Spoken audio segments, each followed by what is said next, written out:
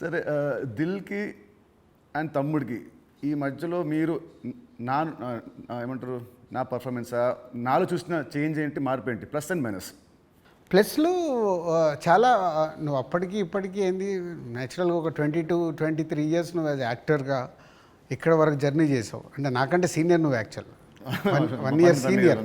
నేను 2003లో ప్రొడ్యూసర్ని అయ్యా, నువ్వు 2002లోనే హీరో అయ్యావు. అంటే నాకంటే 1 ఇయర్ సీనియర్. సో నీకున్నది ఆ ఎక్స్పీరియన్స్ వచ్చింది ప్లస్. సో ఆ ఎక్స్పీరియన్స్తో నేను ఎలా హ్యాండిల్ చేస్తున్నానో థింగ్స్ని హ్యాండిల్ చేయగల కెపాసిటీ వచ్చింది, మేనేజ్ చేయగలిగే కెపాసిటీ లేనిది. అంటే 23 సంవత్సరాలలో నువ్వు, అంటే ఇప్పుడు ఒక దిల్ రాజుగా నేను నీకంటే జూనియర్ని, 1 ఇయర్ని సాధించుకుంటూ ఒక టాప్లోకి వచ్చా. నితిన్ని నేను అలా ఊహించా. నేను దిల్ సినిమా చేస్తున్నప్పుడు, ఆర్య సినిమా చేస్తున్నప్పుడు బన్నీని, దిల్ సినిమా చేస్తున్నప్పుడు నిన్ను, అంటే వీళ్ళు నాకు ఫ్యూచర్ స్టార్స్ అని ఊహించా.